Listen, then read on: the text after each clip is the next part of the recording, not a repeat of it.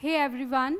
So in the last class we were discussing about the post fertilization events in a flowering plant. ठीक है? Now in that we had discussed about the development of the endosperm. ठीक है?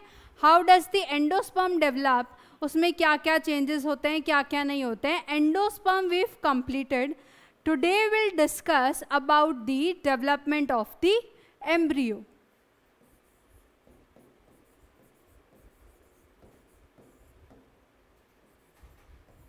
ठीक है. अब embryo कहाँ पे develop होता है? Embryo develops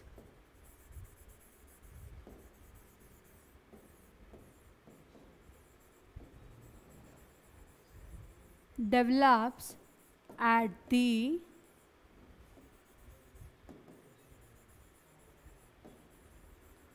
micropylar end of the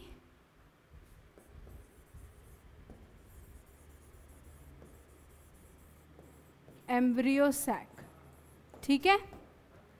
कहाँ पे डेवलप होता है embryo? At the micropylar end of the embryo sac. Female gametophyte में हमने देखा था, suppose this is the micropylar end and this is the chalazal end. ठीक है. चैलेजल एंड में तो कुछ बचा ही नहीं था, सब कुछ डीजनरेट हो गया था. अब जो माइक्रोपाइलर एंड है वहाँ पे क्या किया था कि जो पोलन ट्यूब है वो एंटर करके फर्टिलाइज किया था एग सेल को. ठीक है. तो यहाँ पे बना था हमारा जाइगोट एग सेल और मेल गेमिट के फ्यूजन से. ओके. और एक प्राइमरी एंडोस्पर्म न्यूक्लियस बनी थी, वो बनी थी हमारी सेंट्रल सेल में, इस बड़े वाले सेल में. सो जहाँ पे जाइगोट बना वहीं पे क्या बनेगा? एम्ब्रियो. ठीक है. So the embryo develops at the micropylar end of the embryo sac. Okay. अब जो जाइगोट्स होते हैं, ठीक है, वो क्या करते हैं कि मतलब ये ज़रूरी नहीं है कि इमीडिएटली जाइगोट बनते ही क्या हो गया, एम्ब्रियो में ये डिवाइड करने लगा. ठीक है. हर केस में ऐसा ज़रूरी नहीं है कि zygote after it is formed it immediately start converting or start developing into an embryo. ठीक है. It does not divide till sufficient amount of endosperm is formed. Okay. Zygote mostly does not divide until sufficient amount of endosperm is formed. Why? To ensure that the developing embryo is like getting the nourishment. ठीक है. अपन ने देखा था कि endosperm क्या करता है कि जो डेवलपिंग एम्ब्रियो है उसको क्या करता है? नरिशमेंट प्रोवाइड करता है for the growth and the development. ठीक है. लेकिन इसीलिए क्या करता है कि जाइगोट थोड़ा रुक के एम्ब्रियो में डेवलप होना चालू करता है कि भाई पहले एंडोस्पर्म डिवाइड हो ले, उसके बाद सफिशिएंट खाना आ जाए कि वो खा सके, देन क्या करता है वो डिवाइड होना चालू होता है. ठीक है. तो most zygote divide only after sufficient amount of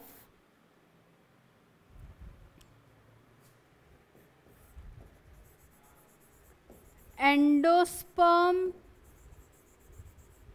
is formed. ठीक है.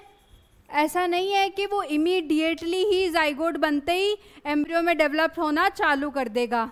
मोस्टली जाइगोट्स क्या करते हैं कि इमीडिएटली डिवाइड ना करके थोड़ा टाइम रुकते हैं ताकि sufficient amount of endosperm form हो सके, ताकि डेवलपिंग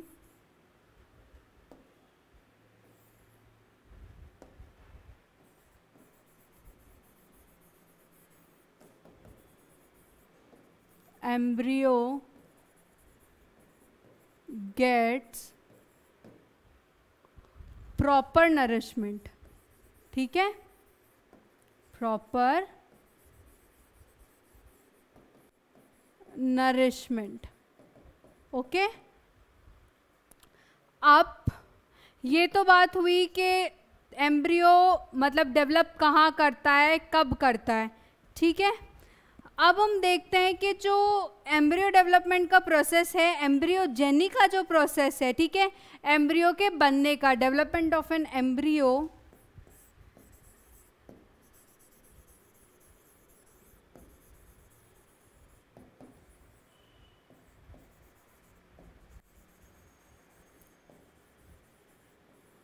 को क्या कहते हैं हम,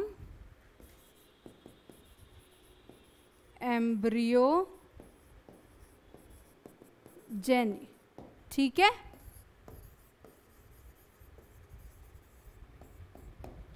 अब जो एम्ब्रियोजेनी का प्रोसेस है, जो एम्ब्रियो डेवलपमेंट का प्रोसेस है, वो क्या होता है कि अगर हम मोनोकोटिलिडन्स और डाइकोटिलिडन्स की बात करें तो it is very simple when we come to early stages of development of an embryo, ठीक है।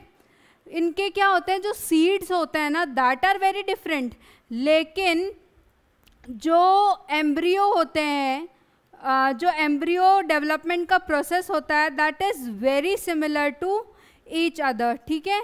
You can see it in your NCERT that embryo development के कुछ स्टेजेस दे रखे हैं, ठीक है, कि उसमें लिखा हुआ है कि फर्स्ट जो होता है जाइगोट होता है, वो प्रो एम्ब्रियो में डेवलप करता है, प्रो एम्ब्रियो से वो क्या बनता है, ग्लोब्यूलर एम्ब्रियो बनता है, ग्लोब्यूलर से हार्ट शेप बनता है, और हार्ट शेप से क्या बन जाता है, एक मैच्योर एम्ब्रियो बन जाता है। लेकिन we'll try to see it in a little detailed process so that we can understand कि actual process होता क्या है, ठीक है। तो suppose a zygote is formed, ठीक है, ये है एक zygote, ठीक है। ये क्या करता है कि दो में डिवाइड करता है। इसने क्या किया, नहीं, सबसे पहले ये क्या करेगा कि अपने बाहर एक प्रोटेक्टिव लेयर बनाएगा, और अब हम इसको क्या बोलेंगे, ऊस्पोर, ठीक है। जाइगोट क्या करेगा कि अपने बाहर एक प्रोटेक्टिव लेयर बनाएगा, और अपन इसको अब क्या बोलेंगे, एक ऊस्पोर, ठीक है। ऊस्पोर क्या करता है कि डिवाइड करता है, it divides and form 2 cells, ठीक है। ये क्या करता है, 2 सेल में क्या हो जाता है, डिवाइड हो जाता है,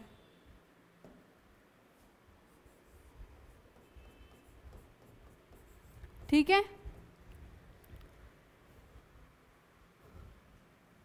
first cell we call it as basal cell, ठीक है।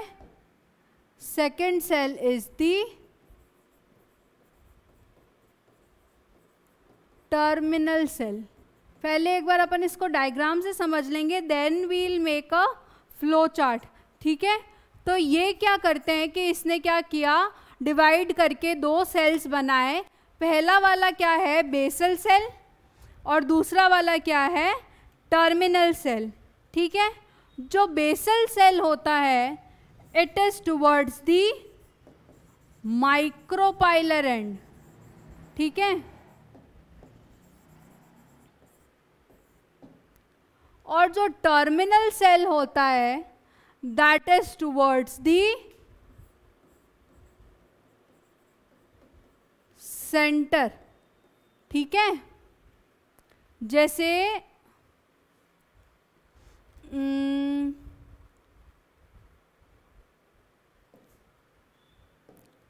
इमेजिन करो कि यही हमारा एक, ऊपर बना के बता देती हूँ मैं, इमेजिन करो कि ये हमारा फीमेल गैमीटोफाइट है, ठीक है।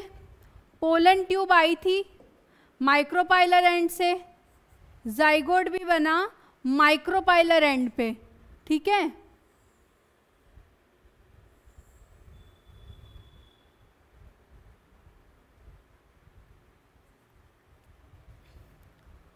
तो अब जो जाइगोट है उसने क्या किया, दो में डिवाइड किया, ठीक है। जो माइक्रोपाइलर एंड की तरफ वाला है वो तो बेसल सेल है, जो सेंटर सेल की तरफ फेस कर रहा है वो क्या है, टर्मिनल सेल है, ठीक है। अब जो बेसल सेल है वो क्या करता है कि ट्रांसवर्सली डिवाइड करता है, ठीक है। बेसल सेल ने क्या किया, ट्रांसवर्सली डिवाइड किया, मतलब इसने ऐसे डिवाइड करके क्या बना लिए, अपने दो सेल बना लिए, ठीक है। वेयर एज जो टर्मिनल सेल है उसने क्या किया, ऐसे वर्टिकली डिवाइड किया, ठीक है। इससे इसने भी क्या किए, अपने दो सेल बना लिए, ठीक है। टर्मिनल सेल ने वर्टिकली डिवाइड करके दो सेल बनाए, और जो बेसल सेल है उसने क्या किया, ट्रांसवर्सली डिवाइड करके क्या बनाए, दो सेल बनाए। इस स्टेज को हमने क्या कहा, 4 स्टेज एम्ब्रियो, ठीक है। ये क्या हो गया, 4 सेल्ड है ना, तो 4 स्टेज्ड एम्ब्रियो। ये टर्मिनल सेल, टर्मिनल सेल को मैं अब TC ही लिख रही हूँ, ठीक है, और बेसल सेल को BC। ये बेसल सेल था जिसने ऐसे डिवाइड किया, ये टर्मिनल सेल था जिसने क्या किया, ऐसे लॉन्गिट्यूडनली क्या किया, डिवाइड किया, ठीक है। अब जो ये दो बेसल सेल्स हैं वो ट्रांसवर्सली डिवाइड करते करते क्या कर रहे हैं, 7 से 10 सेल्स बना दिए इसने, ठीक है। सपोज 8 सेल ले लेते हैं, ठीक है। इन सब ने एक एक बार भी डिवाइड किया, तो अपन ने क्या इमेजिन कर लिया कि इसने क्या किया, कोई सपोज, ठीक है, 1 2 3 4 5 6 7 और 8, ठीक है।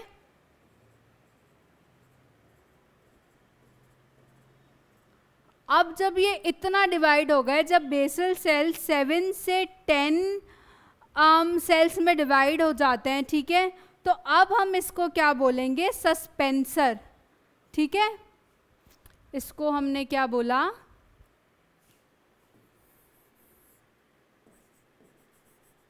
सस्पेंसर, ठीक है। अब ये जो सस्पेंसर सेल है ना, उसका जो लोअर मोस्ट सेल है, मतलब टुवर्ड्स दी जो माइक्रोपाइलर एंड है, वो क्या करता है, हॉस्टोरियल सेल बनाता है, ठीक है। ये जो सेल है लास्ट वाली, ये क्या करती है, खुद को एनलार्ज कर लेती है,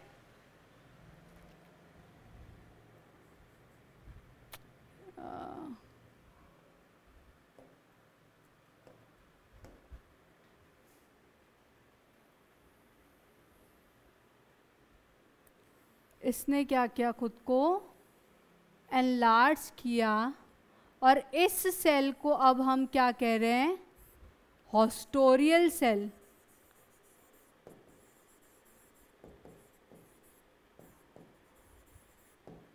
ठीक है।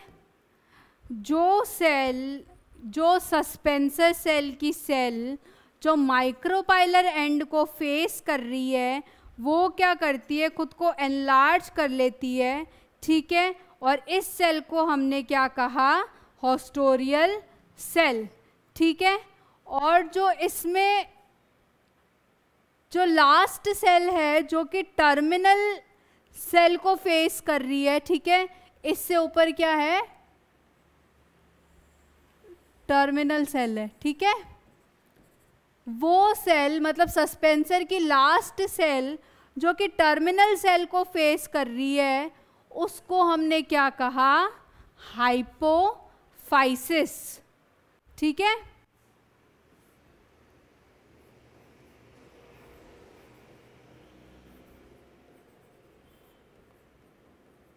ठीक है, बेसल सेल ने क्या किया कि खुद को डिवाइड किया 6 से 7 सेल्स में, फिर उन सेल्स को हमने क्या कहा? सस्पेंसर सेल्स, ठीक है। उन सस्पेंसर सेल में से वो सेल जो कि माइक्रोपाइलर एंड की तरफ है, लास्ट सेल जो कि माइक्रोपाइलर एंड की तरफ है, उसको हमने क्या कहा? हॉस्टोरियल सेल, ठीक है। अब जो सस्पेंसर सेल की लास्ट सेल टर्मिनल सेल की तरफ फेस कर रही है, उस सेल को हमने क्या कहा? हाइपोफाइसिस, ठीक है। ये जो हॉस्टोरियल सेल है, ये एनलार्ज हुई तो हुई क्यों? बायोलॉजी में या इवन कहीं भी क्या होता है कि एक क्यों ज़रूर होता है, एक क्वेश्चन मार्क ज़रूर होता है, ठीक है।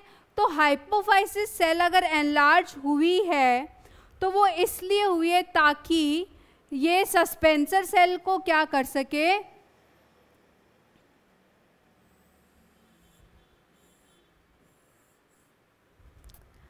जो एम्ब्रियो सैक है उसकी टिप से क्या कर सके? अटैच कर सके, ठीक है। हॉस्टोरियल सेल क्या कर रहा है कि अटैच कर रहा है सस्पेंसर सेल को to the tip of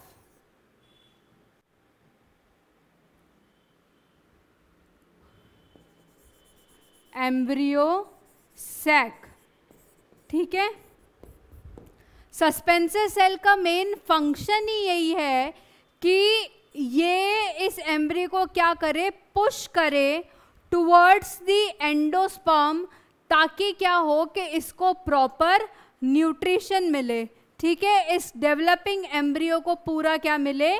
nutrition मिले। तो सस्पेंसर सेल क्या करता है कि इसको पुश कर देता है एंडोस्पर्म की तरफ, ताकि क्या हो? इसको पूरा न्यूट्रिशन मिले, ठीक है। जो हाइपोफाइसिस होता है वो एम्ब्रियोनिक रूट को बनाता है, ठीक है।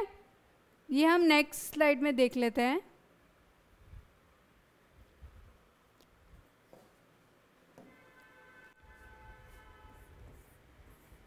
जो सस्पेंसर सेल्स थे वो तो हमने देखा कि वो क्या कर रहे हैं कि उसको पुश कर रहे हैं टुवर्ड्स दी एम्ब्रियो को पुश कर रहे हैं टुवर्ड्स दी एंडोस्पर्म, ताकि क्या हो कि इसको प्रॉपर न्यूट्रिशन मिल सके।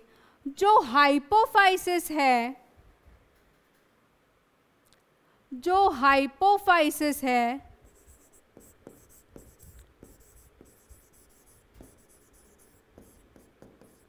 वो क्या होता है? एम्ब्रियोनिक रूट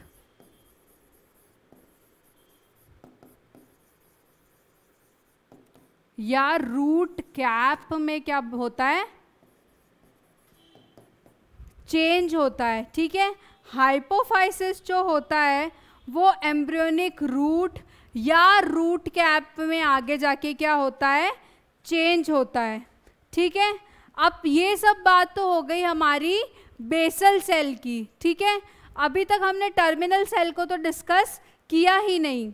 अब जो दो टर्मिनल सेल्स हैं, ठीक है, वो क्या करते हैं कि डिवाइड करते हैं। ये तो भी बेसल सेल की कहानी। जो टर्मिनल सेल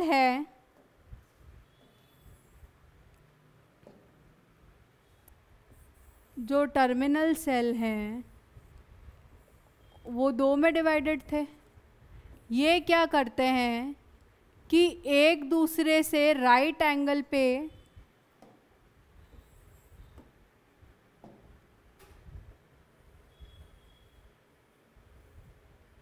ठीक है,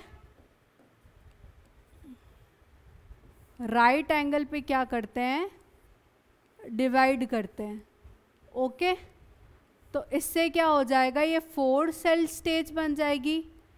ये फर्दर डिवाइड करते हैं और क्या बनाते हैं, 8 सेल स्टेज।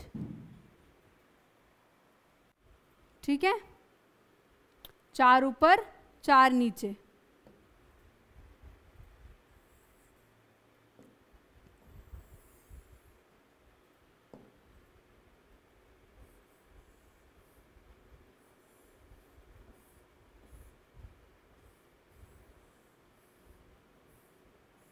ठीक है, ये क्या करते हैं, पहले 2 से 4 और फिर 4 से 8 में डिवाइड हो जाते हैं। अब जो नीचे वाला क्वाड्रेंट है जो कि टुवर्ड्स दी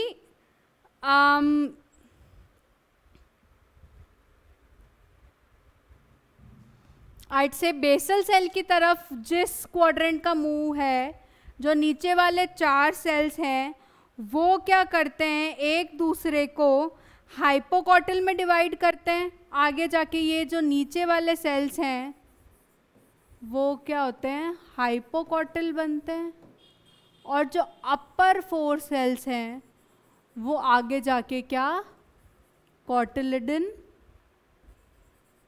एंड एपिकॉटिल में क्या होते हैं, डिवाइड करते हैं। ठीक है, ये था अपना बेसिक एक एम्ब्रियो डेवलपमेंट। ठीक है, हमने क्या किया कि इन सबको डिटेल में समझा। अदरवाइज अगर आप चाहें तो यस यू कैन राइट जो एनसीईआरटी में डायग्राम्स दिए हुए हैं कि सबसे पहले जाइगोट बनता है। ठीक है, फिर क्या बना, प्रो एम्ब्रियो बना, फिर उन्होंने क्या बताया कि ग्लोब्यूलर एम्ब्रियो बनता है। ठीक है,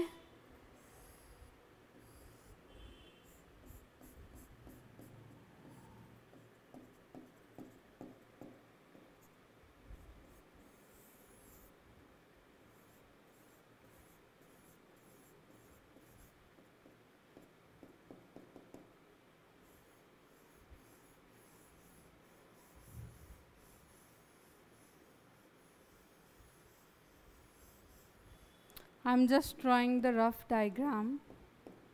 ठीक है, ग्लोब्यूलर एम्ब्रियो बना, ग्लोब्यूलर से क्या बना, हार्ट शेप एम्ब्रियो बना। ठीक है, हार्ट शेप से फिर क्या बना, एक मैच्योर एम्ब्रियो बना।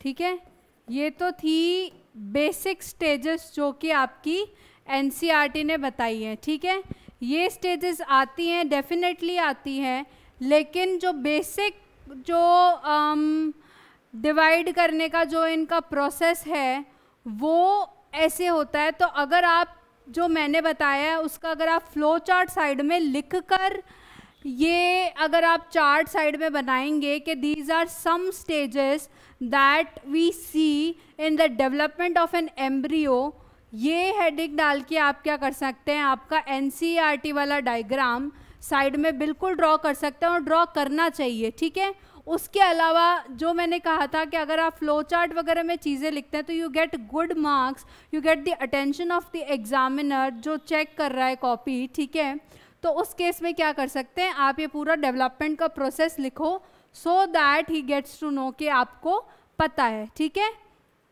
तो ये सारी स्टेजेस आप बिल्कुल ड्रॉ करें एग्जाम्पल के तौर पे बिल्कुल कि these are some stages that are seen in the embryo development. ठीक है, ये सब आप डायग्राम्स बनाना, लेकिन साइड में इसका जो प्रोसेस है जो हमने कहा है कि भाई जो एम्ब्रियोजेनिक का प्रोसेस है वो क्या होता है कि जो बड़े जो मोनोकॉटिलिडन्स और डाइकॉटिलिडन्स होता है उनमें क्या होता है, जो बेसिक स्टेप्स सेम होते हैं। ठीक है, तो ये जो सेम स्टेप है वो ये सेम स्टेप्स हैं।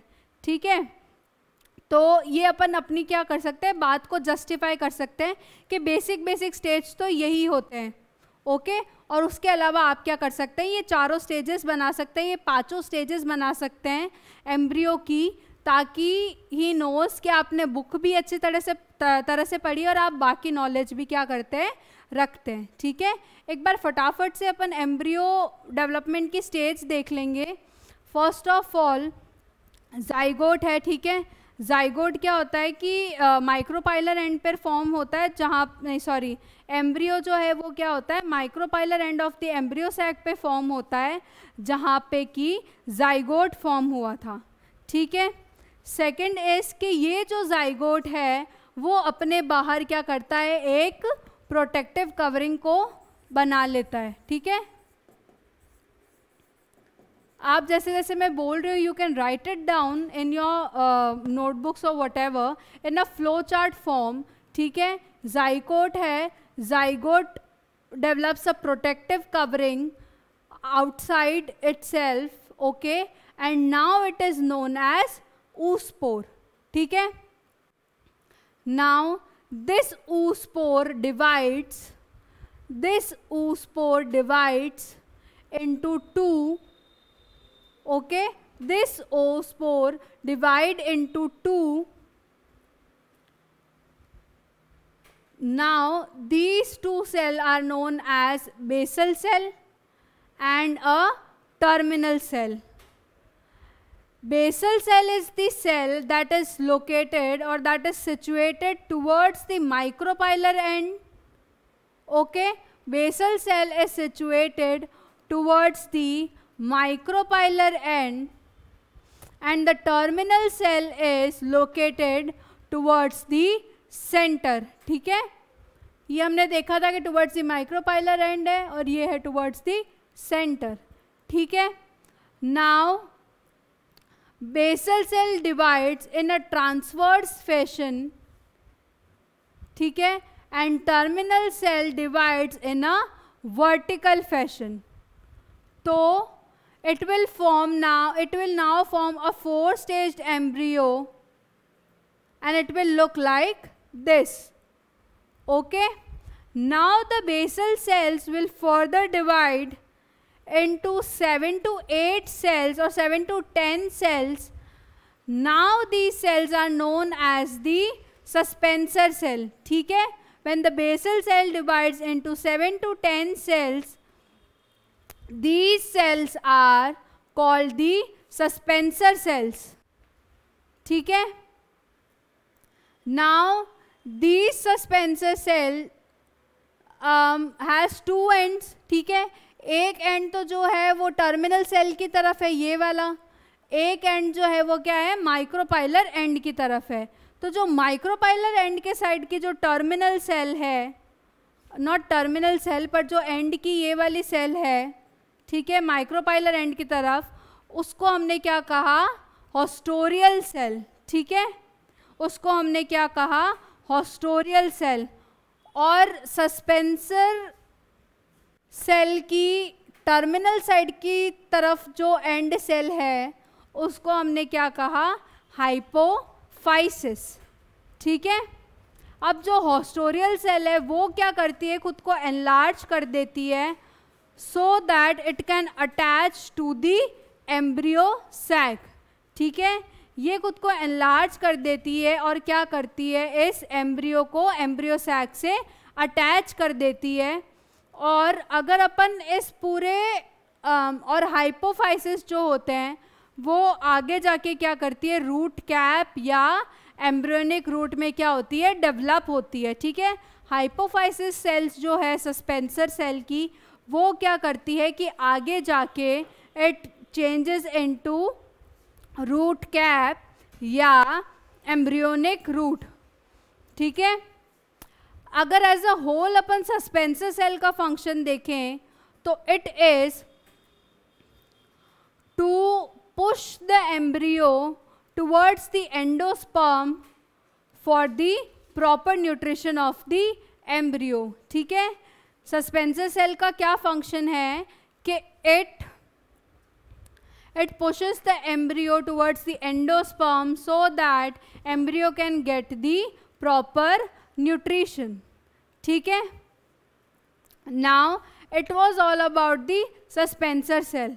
Now if we come to the terminal cell, terminal cell को भी हमने वहाँ तक देख लिया था कि इन्होंने क्या किया, वर्टिकली डिवाइड किया और खुद को 2 सेल्स में डिवाइड कर लिया. ठीक है. इन ये जो 2 सेल हैं ये क्या करते हैं कि एक दूसरे के राइट एंगल पे डिवाइड करते हैं. ठीक है. और इन्होंने भी क्या कर लिया, एक एक और सेल बना लिया, मतलब 4 स्टेज्ड. ठीक है. ये 4 स्टेज ने फर्दर डिवाइड किया और 8 स्टेज टर्मिनल सेल बनाया. ठीक है. अब हमने क्या किया कि इनको 4 क्वाड्रेंट्स में डिवाइड कर दिया, मतलब 2 क्वाड्रेंट्स में डिवाइड कर दिया, अपर 1 और ये लोअर 1. ठीक है.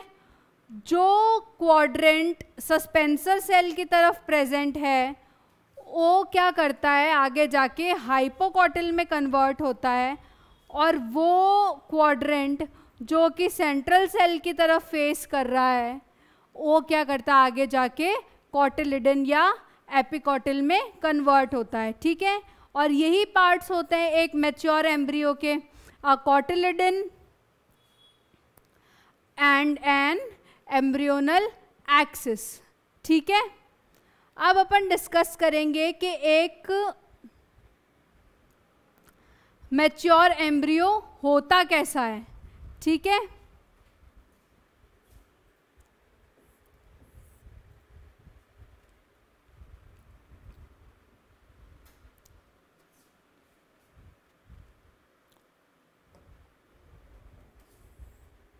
Actually, first I'd like to tell, on the basis of number of cotyledons present, the seeds can be differentiated into or the seeds can be said monocotyledons और dicotyledons. ठीक है.